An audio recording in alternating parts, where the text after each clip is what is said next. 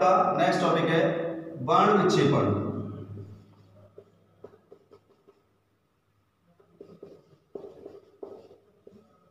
हाँ भाई देखो, वर्ण विक्षेपण, वर्ण विक्षेपण क्या है? वर्ण विक्षेपण के अंतर्गत तो यानी कि ये हमारा प्रकाश के अपवर्तन की घटनाओं का तीसरा उदाहरण है। तीसरा उदाहरण, पहला हमारा सूर्योदय और सूर्यास्त, अग्रिम सूर्योदय विलंबित सूर्यास्त।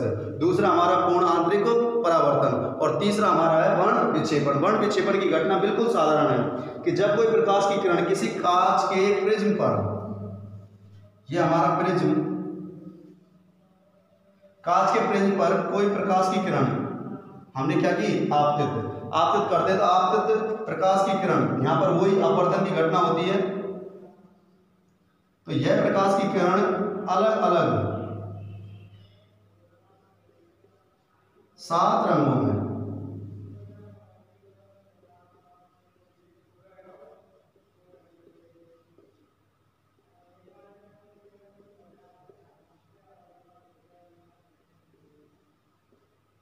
कितने रंग की प्रकाश किरणों में? 7 रंग की प्रकाश किरणों में ये क्या हो जाती है? अपवर्तित हो जाती है, यानी कि 7 रंगों में। यही प्रकाश की किरण के अपवर्तित होने की, 7 रंगों की जो प्रकाश किरणों की अपवर्तित होने की घटना है, उसी को हम क्या कहते हैं? प्रकाश का वर्ण विक्षेपण। क्या कहते हैं भाई? वर्ण विक्षेपण।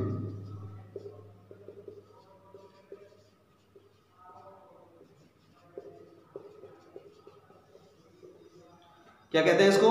प्रकाश का वर्ण विक्षेपण। अच्छा सुनिए, देखो प्रिज्म बिल्कुल साधारण है, सामने है आपके।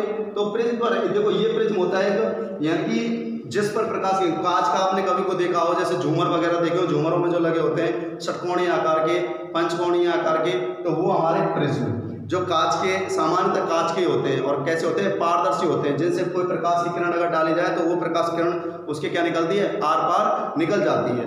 तो उन पर आधारित है। तो आपने देखा हो झूमर के बीच में एक सफेद बल्ब या लाइट जो लगी होती है, और उससे फिर उसके पश्चात हमें वो झूमर रंगीन दिखाई देता है। रंगीन दिखाई दे रहा है, इसका मतलब उसकी प्रकाश की किरणें जिन प्रिज्मों पर पड़ रही है, उन प्रिज्मों के द्वारा वो प्रकाश की किरणें कितने रंगों में? 7 अलग अलग रंगों में विक्षेपित की जा रही है। इनमें 7 रंग हमारे कौन कौन से हैं?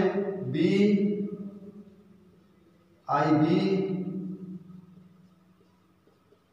यानी कि सबसे कम जो विक्षेपण है वो किसका है? रेड, यानी कि लाल। ये लाल रंग, ऑरेंज,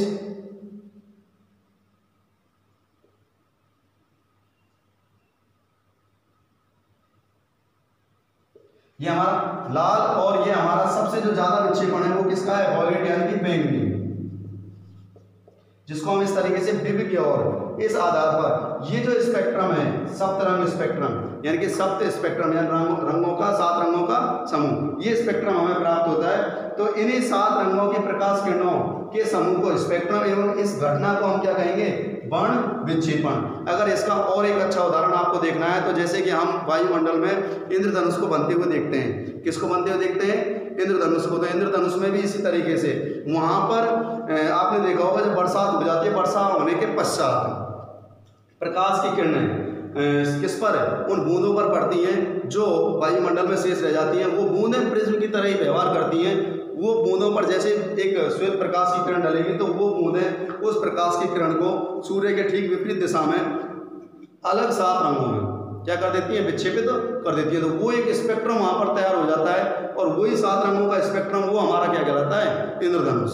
क्या कहलाता है भाई? इंद्रधनुष। तो वो इंद्रधनुष का बनना इस घटना का सबसे अच्छा उदाहरण है।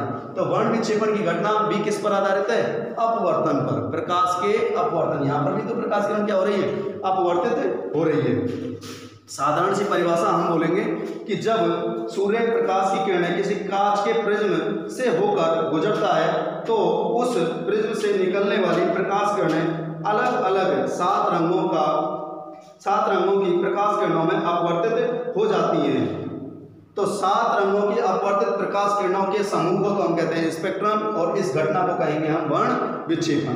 वर्ण विक्षेपण की जो घटना है उसमें सर्वाधिक जो विचलन है, सर्वाधिक विचलन किसका है?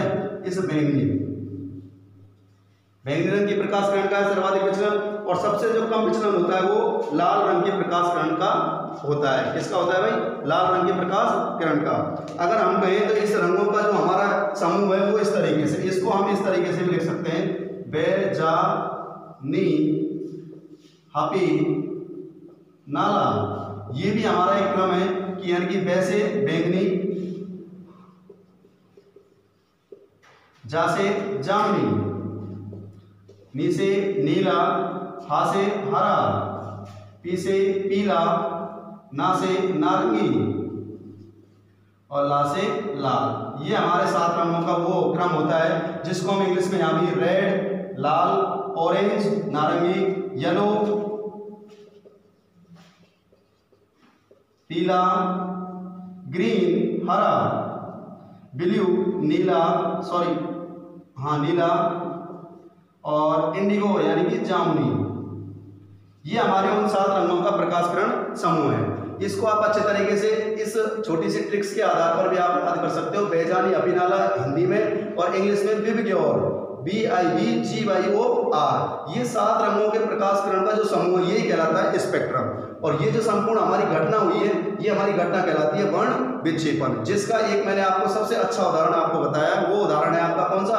वायुमंडल में इंद्रधनुष का बनना। प्रिय स्टूडेंट, वायुमंडल में इंद्रधनुष का बनना, इंद्रधनुष का बनना जो है वो इसी घटना पर आधारित है। और ये घटना जिस घटनाक्रम पर यानी कि जिस पर आधारित है वो है प्रकाश का वर्ण अपवर्तन। क्या है भाई? प्रकाश का अपवर्तन। तो प्रकाश के अपवर्तन की घटना पर आधारित 3 उदाहरण मैंने आपको समझाए हैं। पहला उदाहरण अग्रिम सूर्योदय और विलंबित सूर्य अस्त, दूसरा उदाहरण पूर्ण आंतरिक परावर्तन और तीसरा उदाहरण है ये प्रकाश का वर्ण विक्षेपण। वर्ण विक्षेपण में आपको पूरा जाए माध्य जो रंग माना जाता है, इसका माध्य रंग, वो माध्य रंग जो है वो है पीला।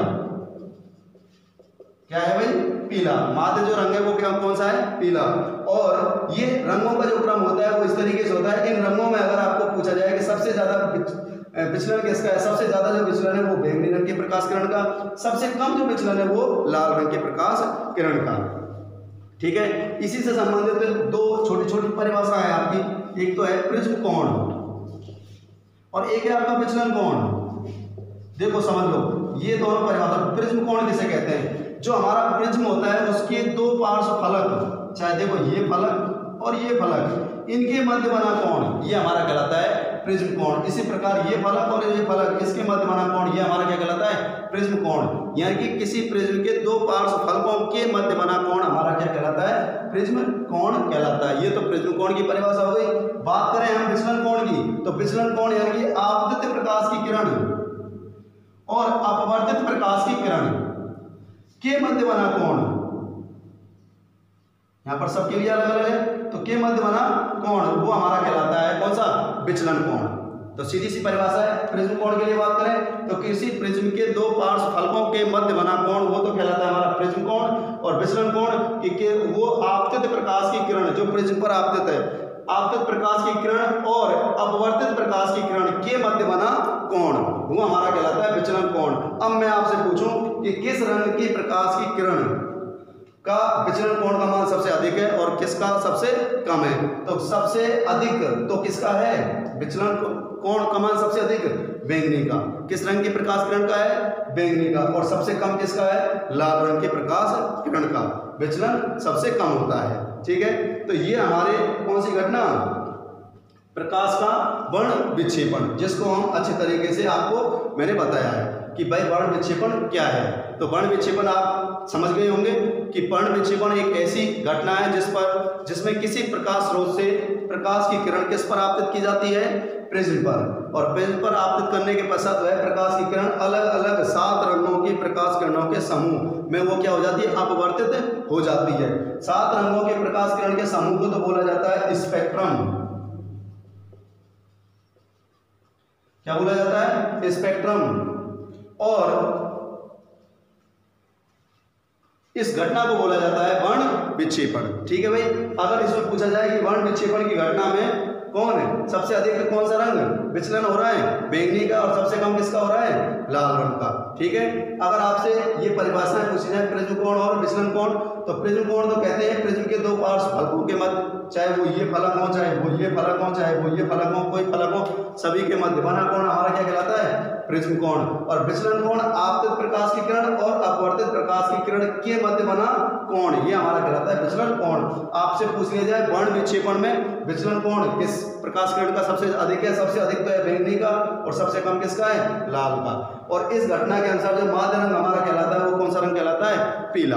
कौन सा रंग कहलाता है, पीला। इन रंगों का क्रम आपको याद करने का मैंने तरीका बता दिया, बेजान या पिनाला या फिर विव ग्योर, इस आधार पर आप याद कर सकते हो। तो ये हमारी कौन सी घटना हो गई, वर्ण विक्षेपण। यहाँ पर प्रकाश के अपवर्तन से संबंधित कुछ घटनाएं जो हमारे 3 उदाहरणों को हमने कारण, इसका भी कारण क्या है, कारण क्या है इसका, प्रकाश का अपवर्तन। क्या कारण है भाई, प्रकाश का अपवर्तन। तो ये हमारी तीनों घटनाएं यहाँ पर समाप्त होती हैं। उम्मीद करता हूँ आपको ये अच्छी तरीके से समझ में आई होंगी।